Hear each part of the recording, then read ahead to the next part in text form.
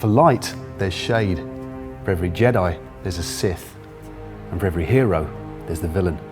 And the Tour de France, Dan, is no exception. Yeah, lots of villains. We narrow it down to a top 10. Where better to start than with Richard Virenque? Ah, little Dicky. Now, he was far from the only rider in the 90s that doped, but he basically became a symbol for everything that was wrong with that particular era. Basically, what started out as a routine check of a vehicle prior to the 1998 Tour de France ended up as the Festina affair, the biggest scandal that the Tour de France had ever seen. And incredibly, Richard Virenque went on to write a book called Ma Vérité, or My Truth, before finally, once his back was against the wall, admitting he doped during a trial.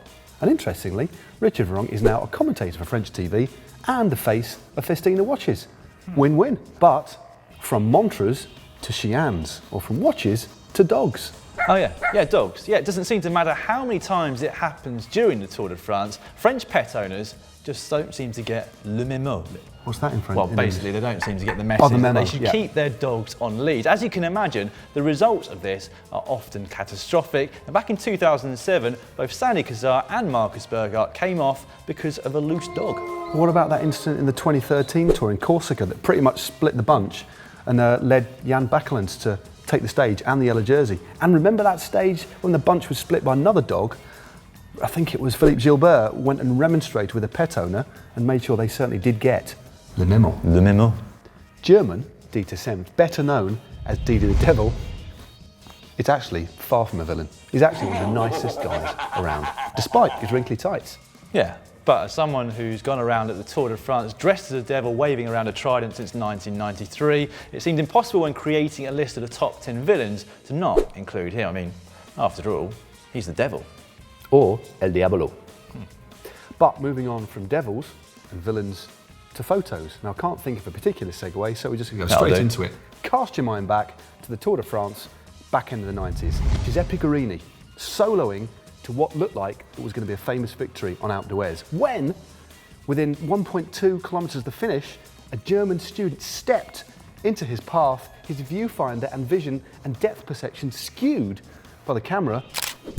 What happened next is essentially history. Basically, the pair collided, and for a few fleeting moments it seemed that all was lost for Guarini, but amazingly the Italian managed to remount his bike and, probably fueled by adrenaline, take his first ever Tour stage win. A photographer named Eric later apologised. Eric the photographer. Is he really a villain? He seemed like a nice chap. Yeah, he's a villain. Yeah, definitely a villain. One journalist described him as a wrecking ball of a sprinter. Another one nicknamed the rider from Uzbekistan the Tashkent Terror. Now, Djamoloudine Abdoujaparov during the 1990s was one of the most noteworthy sprinters, and his sprinting style was all or nothing, equal parts aggression and athleticism. I remember him well, Dan. And over his career, Abdou won an incredible 9 Tour de France stages and claimed the green jersey on 3 occasions too. But perhaps he was most famed for his spectacular Champs-Élysées crash within sight of the finish line, where he veered across the road, crashed into the barriers and catapulted himself, well, across the cobbles of the Champs-Élysées. Now, he picked up his bike and dragged it across the finish line, battered and bruised, but went straight to hospital and bypassed the podium entirely. On that particular day, I think he was his own worst enemy. What about that time though, where Johnny Hogeland and Juan Antonio Flecha were both part of a 5-man breakaway that were vying it out for stage victory, before a car from France 2 came past, sending them both flying. So Johnny Hogeland ended up in a barbed wire fence, and Juan Antonio Flecha, well, he hit the deck at full speed. That was an awful, awful crash, and poor old Johnny Hogeland had to be untangled from the barbed wire fence. His shorts and his legs absolutely shredded.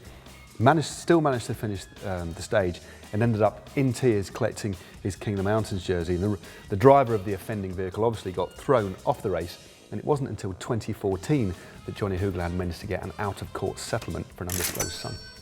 It was 1975, and Eddie Merckx had won 5 consecutive Tours de France. Now, he was world-renowned, but in the eyes of many of the French people, he was simply too dominant. So much so, in fact, that they feared he could actually destroy the Tour de France. So, on that year, on the Puy de Dôme, as Merckx parted a huge row of spectators in pursuit of the popular Frenchman Bernard Thévenet, a man in a beige jacket leaned forward and punched him in the lower back. Yeah, incredibly, Eddie Merckx still managed to finish the stage, took 3rd place, but vomited violently just after the finish line. Such was the force of the blow. But, interestingly, on the descent back down the Puy de Dôme, Eddy Merckx identified his beige jacketed offender as a Frenchman called Nello Breton, who denied assaulting Eddy Merckx, saying he was pushed by the crowd. But, interestingly, TV footage suggests otherwise. I put to you, a true villain of the Tour de France, because Eddy Merckx never won the Tour again. Would have been caught on the on-bike cameras as well. Yeah, definitely. Marco Pantani was no villain, although he certainly willingly played that part in the latter half of his pro career. He adopted a bandana, he grew a goatee, and he wore a hooped earring and adopted the name Il Pirata, the pirate. Indeed. Now, after a near career-ending injury, a broken leg in 1996, he emerged in 1997 with that new identity. He revelled in the misery of his opponents in the mountains and even referred to himself in the third person in post-race interviews. Now, Pantani reached his pinnacle in 1998 when he took out a famous Giro d'Italia and Tour de France double. But the final year, whilst wearing the Maglia Rosa in the Giro d'Italia, he fell from grace for an elevated hematocrit.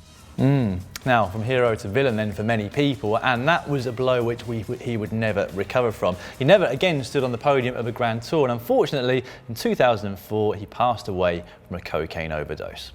Dan, you think a few disparate fans these days are bad enough?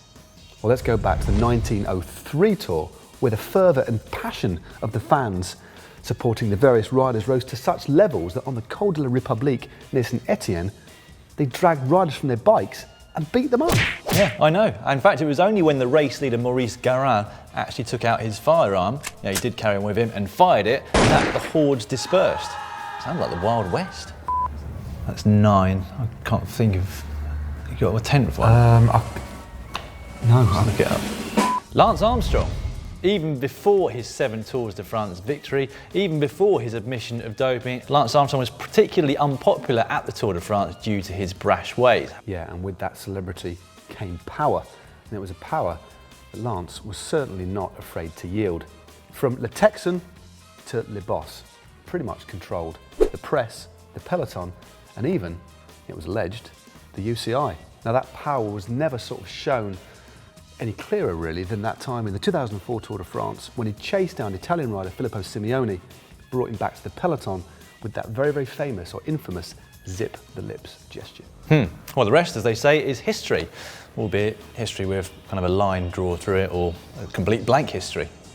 Yeah, a history that kind of never was. Yeah. Really. Anyway, there you have it, our 10 villains of the Tour de France. We've got loads more content for our viewers, haven't we, Matt? We certainly have. Firstly, up there, you can find our top 10 rules of the Tour de France. I mean, we can even make rules interesting. It's unbelievable. Yeah, and how about for a burgeoning musette of content?